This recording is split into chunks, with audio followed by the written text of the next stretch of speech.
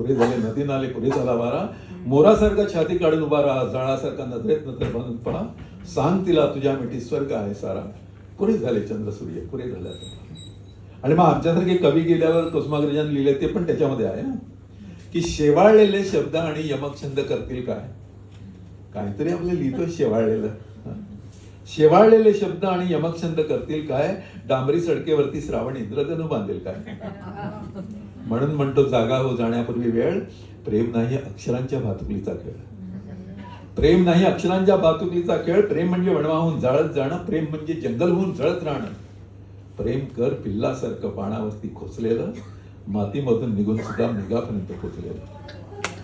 हे सगळं आपल्याला तात्याने शिकवलेलं आहे. आणि ते तात्याने शिकवलेलं आपल्या लक्षात राहावं, हीच त्यांची मातब्बरी आहे किंवा ही आपली पण मातब्बरी आहे, कारण ते आपल्या मातीतले आहेत, मराठीत लिहितात.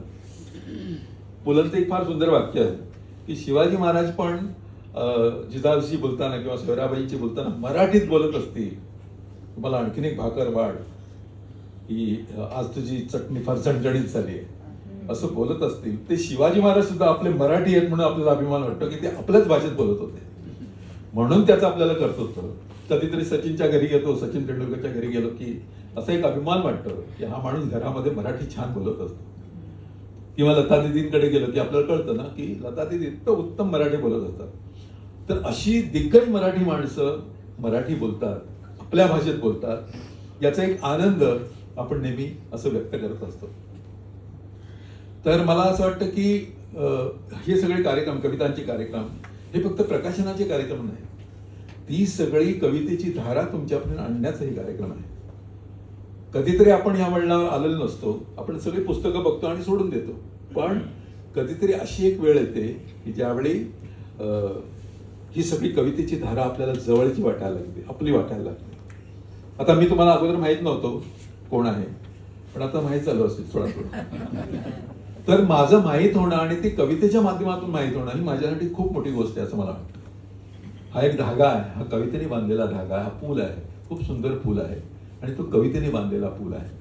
आणि त्याच्यामुळं या पुलावर ये जा करणारे सगळेच, म्हणजे आता ह्या क्षणी उत्सवमूर्ती वृंदा भांबरे आहेत आणि त्याच्यामुळे त्या पण आता ह्या मोठ्या प्रवाहामध्ये आलेल्या आहेत.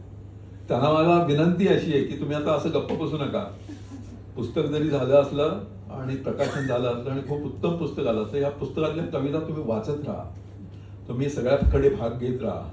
तुमची काय छान गाणारी बहीण आहे, तिला सांगा की चाली लावा आणि आपण कार्यक्रम करूया. घराघरात कार्यक्रम करता येतील. मला नेहमी हल्ली वाटतं फार मोठे कार्यक्रम करूच नाही आता.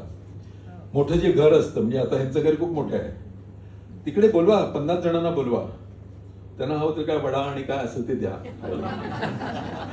पण म्हणा कविता ऐका आमच्या.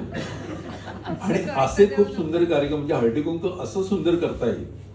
बाकी तर नुसतंच हळदी कुंकू करण्यापेक्षा किंवा दुसरं काहीतरी पात्र देण्यापेक्षा एक कवितेचं पात्र त्यांना द्या, किती थोर गोष्ट होऊ शकते ती. आणि म्हणून मला या कार्यक्रमाला बोलवलं याचा एक आनंद आहे. एक मिनिट जरा